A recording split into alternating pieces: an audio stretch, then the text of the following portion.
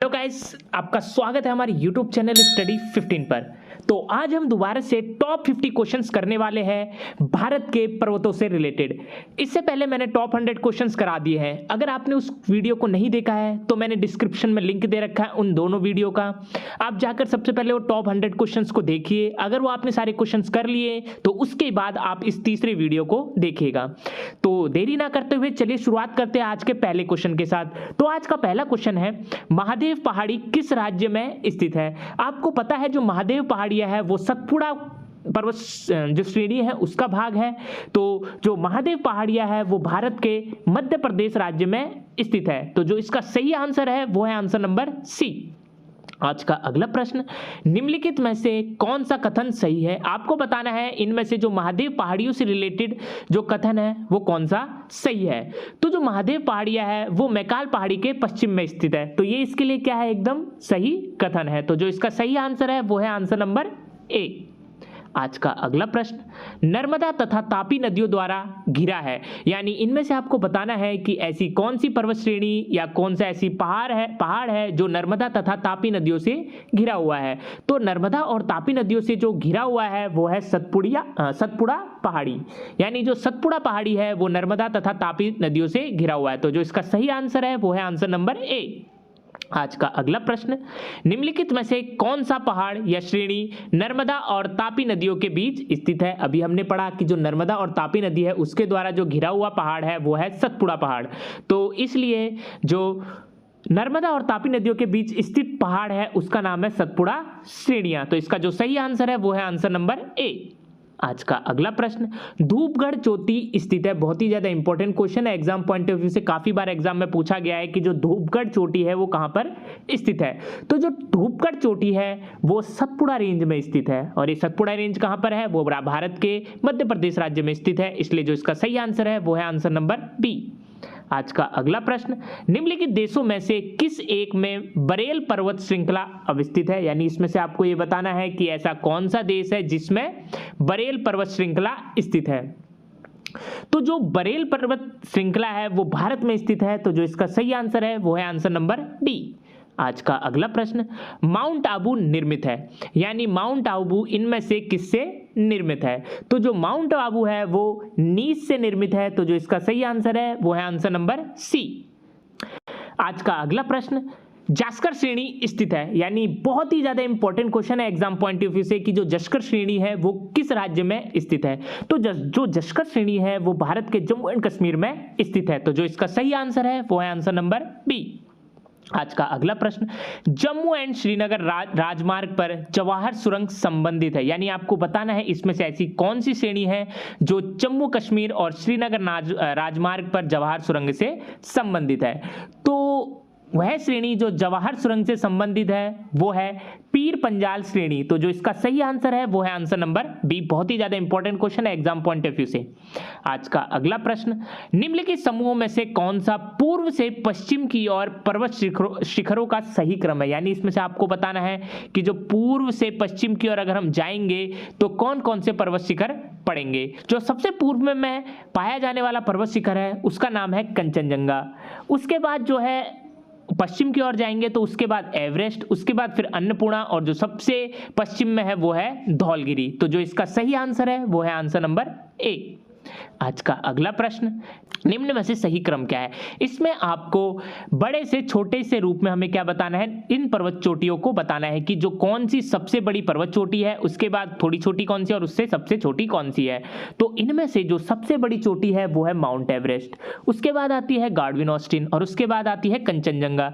तो जो इसका सही आंसर है वो है आंसर नंबर सी। आज का अगला प्रश्न, निम्नलिखित में से उत्तर दिशा की ओर क्रम वाली पर्वत श्रेणी कौन सी है? यानी आपको उत्तर दिशा की ओर हमें क्या करना है, क्रम में हमें पर्वत श्रेणी बतानी है। तो जो उत्तर की दिशा में अगर हम जाएंगे तो उससे रिलेटेड जो सबसे पहले जो पर्वत श्रेणी आएगी वो आएगी कारकोरम पर्वत श्रेणी, उसके बाद लद्दाख पर्वत श्रेणी, फिर जस्कर पर्वत श्रेणी, फिर पीर पंजाल पर्वत श्रेणी। तो जो इसका सही आंसर है वो है आंसर नंबर सी। आज का अगला प्रश्न, उत्तर से शुरू कर दक्षिण की ओर दिशा दी गई पहाड़ियों का सही अनुक्रम कौन सा है? यानी अगर उत्तर से दक्षिण की ओर अगर हम जाएंगे तो आपको बताना है इनमें से उत्तर से दक्षिण की ओर कौन कौन सी पहाड़ी आएगी। तो जो सबसे ऊपर उत्तर में जो पर्वत श्रेणी है वो है नल्लामलाई पहाड़ियाँ। उसके बाद जो अगर नीचे की ओर जाएंगे, अगर हम दक्षिण की ओर जाएंगे तो फिर उसके बाद जवादी पहाड़ी आएगी, फिर नीलगढ़ी पहाड़ी आएगी और सबसे लास्ट में अन्नामलाई पहाड़ी आएगी। तो जो इसका सही आंसर है वो है आंसर नंबर सी। आज का अगला प्रश्न, निम्नलिखित में से कौन एक युग्म सुमेलित नहीं है? आपको इनमें से बताना है कि ऐसा कौन सा युग्म है जो सही नहीं है। तो जो पोटवार है वो कुमाऊं हिमालय में नहीं है, पीर पंजा लघु हिमालय में है और केटू काराकोरम में है और करेवा जो है वो कश्मीर घाटी में है। तो जो इसका सही आंसर है वो है आंसर नंबर डी, जो कुमाऊं हिमालय से पोटवार है वो सुमेलित नहीं है। आज का अगला प्रश्न, निम्नलिखित में से कौन सा युग्म सही सुमेलित नहीं है? आपको इनमें से वो बताना है। तो इनमें से जो सही सुमेलित नहीं है वो है मांडव पहाड़ी महाराष्ट्र में, ये हमारा क्या है, सही सुमेलित नहीं है। इसके अलावा जो गड़जात पहाड़ी है वो उड़ीसा में है, नल्लामलाई पहाड़ी आंध्र प्रदेश में है और जो शेवराय पहाड़ी है वो तमिलनाडु में स्थित है। तो जो इसमें से सही युग्म सुमेलित नहीं है वो है मांडव पहाड़ियां महाराष्ट्र। आज का अगला प्रश्न, छुरी उदयपुर पहाड़ियों का विस्तार, यानी आपको बताना है जो छुरी उदयपुर पहाड़ियां है वो कहां से कहां तक फैली हुई है। तो जो छुरी और उदयपुर पहाड़ियां है उसका जो विस्तार है वो कोरबा से रायगढ़ का है। तो जो इसका सही आंसर है वो है आंसर नंबर ए। आज का अगला प्रश्न, सूची 1 को सूची 2 से सुमेलित कीजिए तथा कूट से सही उत्तर चुनिए। यानी इसमें हमें क्या करना है, मिलान करना है।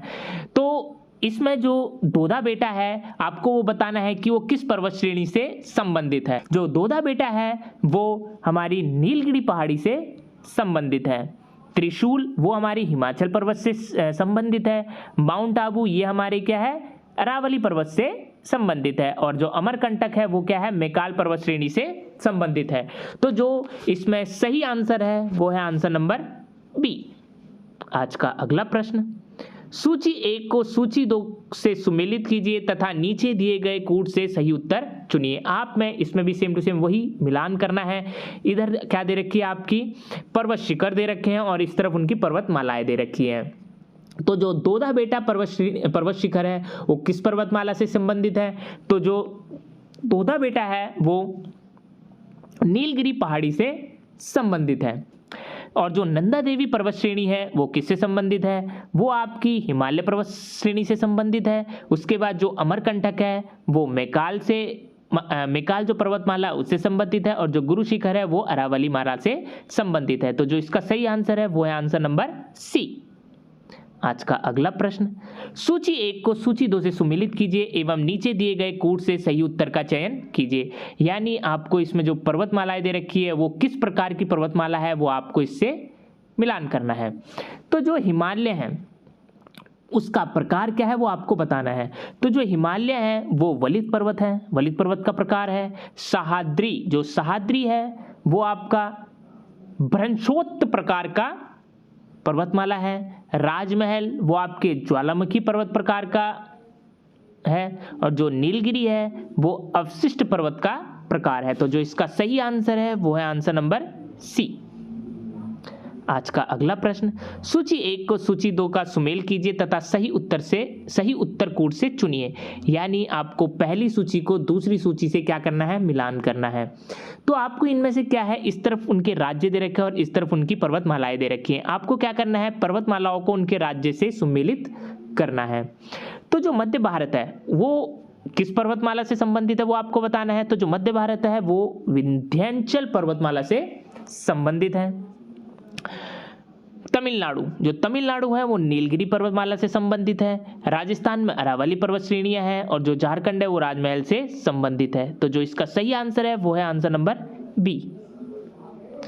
आज का अगला प्रश्न, भारत के निम्नलिखित लोकप्रिय पर्वतीय स्थानों को माध्य समुद्र तल से उनकी ऊंचाई के आधार पर क्रमबद्ध कीजिए। यानी आपको इनमें से क्या करना है, एक क्रम में लिखना है, उच्चतम से निम्नतम की ओर जाना है। यानी जो लोकप्रिय पर्वतीय स्थान है उनका क्या करना है, आपको समुद्र तल से ऊंचाई के हिसाब से ऊंचे से नीचे की ओर जाना है। तो जो सबसे ऊंचाई पर इनमें से जो पर्वत स्थान है वो है आपका ऊटी। ऊटी क्या है? सबसे ऊपर, सबसे ऊंचाई पर होने वाला इनमें से पर्वतीय स्थान है। उसके बाद जो पर्वतीय स्थान है वो है शिमला। पहले नंबर पे ऊटी है, दूसरे नंबर पे शिमला है, और तीसरे नंबर पे इनमें से कौन सा है? वो है दार्जिलिंग। और जो सबसे निम्नतम अगर इनमें से देखा जाएगा तो वो क्या है? मसूरी। तो जो इसका सही आंसर है वो है आंसर नंबर बी। आज का अगला प्रश्न, दक्षिण भारत की निम्नलिखित पहाड़ियों को उत्तर से दक्षिण के क्रम में लगाइए। यानी आपको ये सारी की सारी जो दक्षिण भारत की जो जितनी भी ये पहाड़ियां दे रखी है, आपको उत्तर से दक्षिण के क्रम में इसको लगाना है। तो इनमें से जो सबसे पहले जो पर्वत श्रेणी आएगी वो आएगी नल्लमला। उसके बाद जो आएगी दक्षिण श्रेणी वो आएगी नीलगिरी। उसके बाद जो पहाड़ी आएगी उसका नाम है आपका अन्नामलाई, और जो सबसे अंतिम में जो दक्षिण में जो पहाड़ी स्थित है वो है कार्डमम। तो जो इसका सही आंसर है वो है आंसर नंबर बी। आज का अगला प्रश्न, नीचे दिए गए कूट से निम्नलिखित पहाड़ियों को दक्षिण से उत्तर की ओर बढ़ते हुए सही अवस्थित अनुक्रम में चुनिए। यानी आपको दक्षिण से उत्तर की ओर जाना है तो उसके हिसाब से आपको इनमें पहाड़ियों के नाम बताने हैं। तो दक्षिण से अगर उत्तर की ओर अगर हम जाएंगे तो इनमें से इनके हिसाब से जो सबसे पहली पर्वत श्रेणी आएगी वो आएगी सतमाला पहाड़ियाँ, उसके बाद कैमूर पहाड़ियाँ, और उसके बाद आएगी आपकी नागा पहाड़ियाँ, और सबसे जो अंतिम में जो ऊपर में उत्तर में जो आएगी पहाड़ी उसका नाम है पीर पांजल। तो जो इसका सही आंसर है वो है आंसर नंबर ए। आज का अगला प्रश्न, निम्नलिखित पर्वत श्रेणियों को उत्तर दक्षिण क्रम में व्यवस्थित कीजिए तथा कूट से सही उत्तर को चुनिए। यानी इनमें से आपको क्या बताना है? ऐसी पर्वत श्रेणियों को बताना है जो उत्तर से दक्षिण के क्रम में हो, और इनको हमें क्या बताना है? उसके हिसाब से आपको आंसर सही बताना है।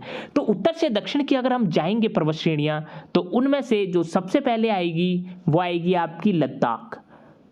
उसके बाद जो पर्वत श्रेणी आएगी वो आएगी आपकी जस्कर, और उसके बाद जो आएगी आपकी पर्वत श्रेणी उसका नाम है आपका पीर पंजाल। जो सबसे अंतिम में दक्षिण में अगर आएगी तो आपकी आएगी धौलाधर। तो जो इसका सही आंसर है आंसर नंबर सी। आज का अगला प्रश्न, निम्नलिखित पर विचार कीजिए। यानी आपको इनमें से क्या करना है? उत्तर से दक्षिण की ओर सही क्रम में इन पहाड़ियों को लगाना है।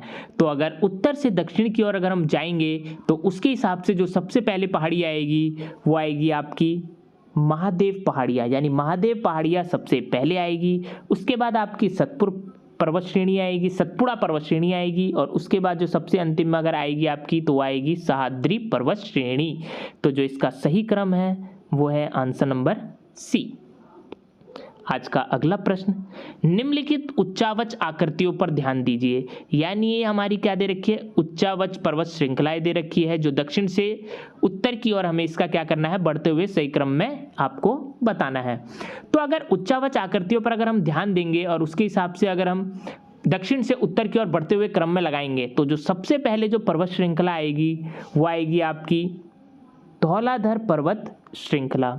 उसके बाद जो आएगी पर्वत श्रृंखला वो आएगी आपकी जस्कर पर्वत श्रृंखला। उसके बाद जो पर्वत श्रेणी आएगी वो आएगी आपकी लद्दाख पर्वत श्रृंखला, और उसके बाद जो सबसे अंतिम में अगर आप उत्तर की ओर जाएंगे तो वो आएगी आपकी कराकोरम पर्वत श्रृंखला। तो जो इसका सही आंसर है वो है आंसर नंबर बी। आज का अगला प्रश्न, निम्नलिखित उच्चावच आकृतियों पर ध्यान दीजिए। तो आपको इसमें क्या करना है? जो ये ऊंची ऊंची आकृतियां हैं, ऊंचे ऊंचे पहाड़ है, उसको आपको क्या करना है? पश्चिम से पूर्व की ओर क्या करना है? सही क्रम में बताना है।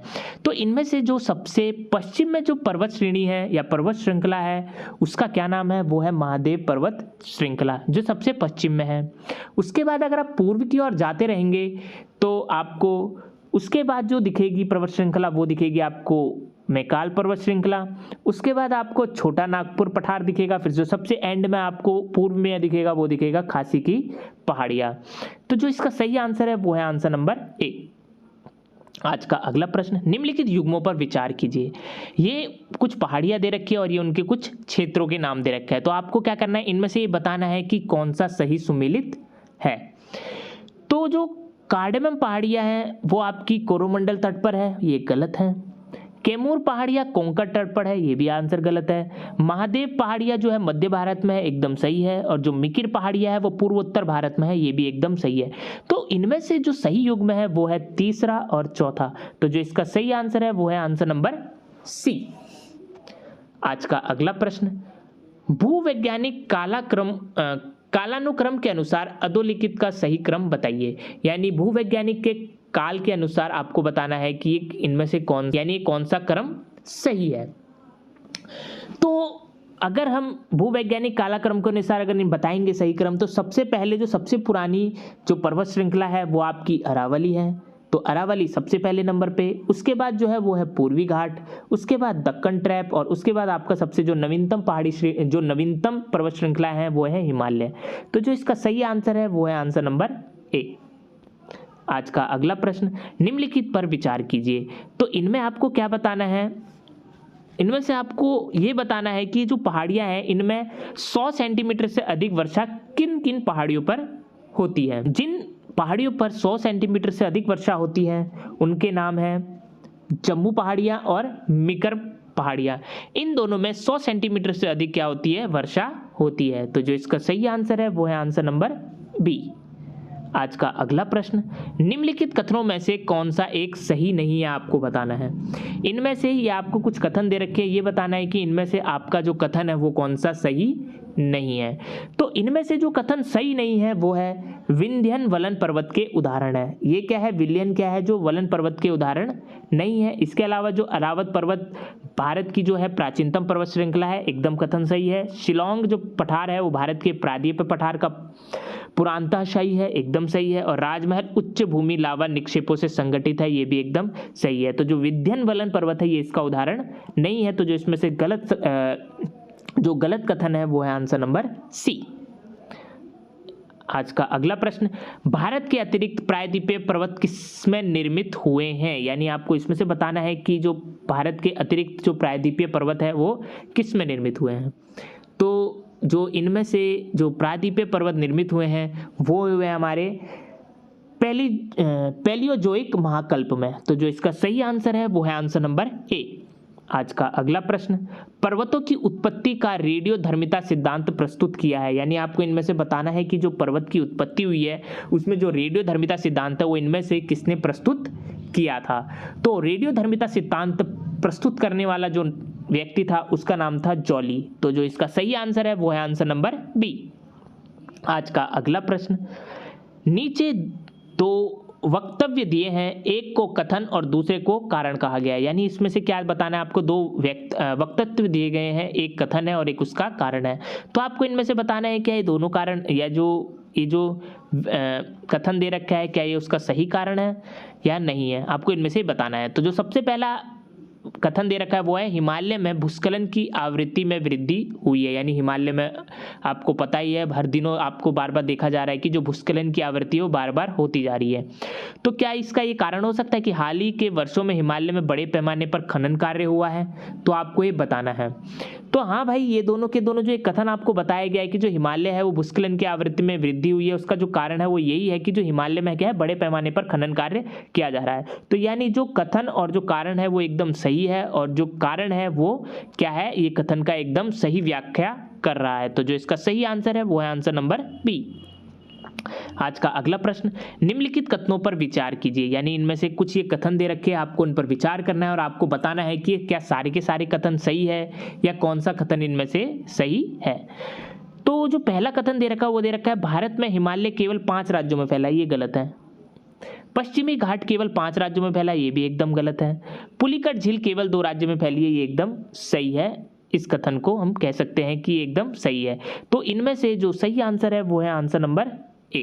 केवल जो तीसरा है पुलिकट झील केवल 2 राज्यों में फैली है, ये कथन एकदम सही है। आज का अगला प्रश्न, निम्नलिखित युग्मों पर विचार कीजिए। यानी ये आपके इस तरफ को तीर्थ स्थान दे रखे हैं और इस तरफ क्या है वो पहाड़ियां दे रखे हैं जिन पर ये तीर्थ स्थान स्थित है। तो आपको बताना है कि इनमें से कौन सा सही युग्म है। तो जो श्रीशैलम है वो नल्लमलाई पहाड़ियों पर स्थित तीर्थस्थल है, एकदम सही है। ओंकारेश्वर जो है वो सतमाला पहाड़ी पर स्थित है, वो एकदम गलत है। पुष्कर महादेव पहाड़ियों पर स्थित है, ये भी गलत है। तो जो इसमें से सही आंसर है वो है श्रीशैलम, जो नल्लमलाई पहाड़ी पर स्थित है। तो जो इसका सही आंसर है वो है आंसर नंबर बी। आज का अगला प्रश्न, निम्नलिखित में कौन अक्साई चीन का भाग है? बहुत ही ज़्यादा इंपॉर्टेंट क्वेश्चन है एग्जाम पॉइंट ऑफ व्यू से, कि इनमें से वो कौन सी श्रेणी या वो कौन सी घाटी या वो कौन सा पठार है जो अक्साई चीन का भाग है। बहुत ही ज़्यादा इंपॉर्टेंट क्वेश्चन है। तो इनमें से जो अक्साई चीन का भाग है वो है लद्दाख का पठार। तो जो इसका सही आंसर है वो है आंसर नंबर डी। आज का अगला प्रश्न, निम्नलिखित पर्वत शिखरों में से कौन सा एक भारत में स्थित नहीं है? यानी इनमें से आपको बताना है कि ऐसा कौन सा पर्वत शिखर है जो भारत में स्थित नहीं है। तो जो भारत में स्थित पर्वत है वो है गोसाईथान। ये क्या है? भारत में स्थित नहीं है। इसके अलावा जो कामत, नंदा देवी और त्रिशूल हो, तीनों की तीनों भारत में स्थित है। तो जो इसका सही आंसर है वो है आंसर नंबर बी। आज का अगला प्रश्न, कौन सी पर्वत श्रेणी भारत में स्थित है? यानी इनमें से आपको क्या बताना है कि ऐसी कौन सी पर्वत श्रेणी है जो भारत में स्थित है। तो जो इनमें से पर्वत श्रेणी भारत में स्थित है वो है पीर पंजाल। तो जो इसका सही आंसर है वो है आंसर नंबर डी। आज का अगला प्रश्न, निम्नलिखित में से कौन ब्रंशोत्त पर्वत यानी ब्लॉक माउंटेन है? यानी इनमें से आपको बताना है कि कौन सा पर्वत ब्रंशोत्त पर्वत है। तो जो ब्रंशोत्त पर्वत है इनमें से उसका नाम है वास्चेज, ब्लैक फॉरेस्ट और शेरा नेवेदा। ये तीनों की तीनों क्या है? ब्लॉक माउंटेन के क्या है? उदाहरण है। तो जो इसका सही आंसर है वो है आंसर नंबर डी। यानी ये सही सभी के सभी विकल्प क्या है? ब्रंशोत्त पर्वत के उदाहरण है। आज का अगला प्रश्न, कौन सा सबसे ऊंचा पर्वत है? इनमें से आपको बताना है कि जो सबसे ऊंचा पर्वत है वो कौन सा है। तो आपको पता है विश्व की जो सबसे ऊंची पर्वत है उसका नाम है माउंट एवरेस्ट। तो जो इसका सही आंसर है वो है आंसर नंबर बी। आज का अगला प्रश्न, माउंट एवरेस्ट किस देश में है? बहुत ही ज़्यादा इंपॉर्टेंट क्वेश्चन है एग्जाम पॉइंट ऑफ व्यू से, कि जो माउंट एवरेस्ट है वो किस देश में स्थित है। तो जो माउंट एवरेस्ट है वो विश्व के नेपाल देश में स्थित है। तो जो इसका सही आंसर है वो है आंसर नंबर सी। आज का अगला प्रश्न, ग्रेट हिमालय की ऊंचाई क्या है? यानी इनमें से आपको बताना है कि जो ग्रेट हिमालय है उसकी ऊंचाई कितनी है। तो जो ग्रेट हिमालय की जो ऊंचाई है वो है 8,850। तो जो इसका सही आंसर है वो है आंसर नंबर बी। आज का अगला प्रश्न, माउंट एवरेस्ट नाम किसके नाम पर रखा गया है? बहुत ही ज़्यादा इंपॉर्टेंट क्वेश्चन है एग्जाम पॉइंट ऑफ व्यू से, कि जो माउंट एवरेस्ट जो नेपाल में स्थित है, जो विश्व की सबसे ऊंची चोटी है, वो किसके नाम पर रखी गई है। तो भारत के एक महासर्वेक्षक थे, उन्हीं के नाम पर क्या रखा गया है? माउंट एवरेस्ट का नाम रखा गया है। तो जो इसका सही आंसर है वो है आंसर नंबर सी। आज का अगला प्रश्न, एडमंड हिलेरी तथा तेंजिंग नोर्गे द्वारा विश्व की सर्वोच्च पर्वत चोटी माउंट एवरेस्ट पर सबसे पहले किस वर्ष विजय प्राप्त की थी? यानी आपको पता है जो एडमंड हिलेरी और तेंजिंग नोर्गे हैं, ये सबसे पहले माउंट एवरेस्ट पर चढ़ने वाले व्यक्ति थे। तो ये किस वर्ष इन्होंने माउंट एवरेस्ट की चोटी पर फतह हासिल करी थी? तो वह वर्ष था 1953।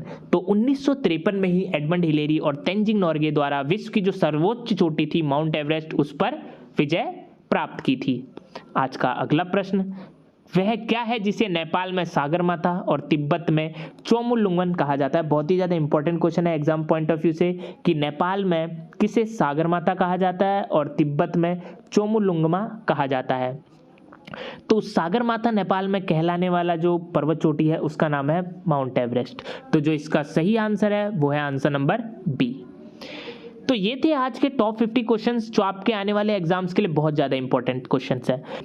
अगर आपने ये सारे के सारे क्वेश्चन सॉल्व कर लिए तो यानी आपने क्या किया है? इस टॉपिक से रिलेटेड सारे क्वेश्चंस को सॉल्व कर लिया है। अगर ये आपको वीडियो अच्छी लगती है तो चाहे कर हमारे चैनल को सब्सक्राइब करिए और लाइक के बटन को दबाइए।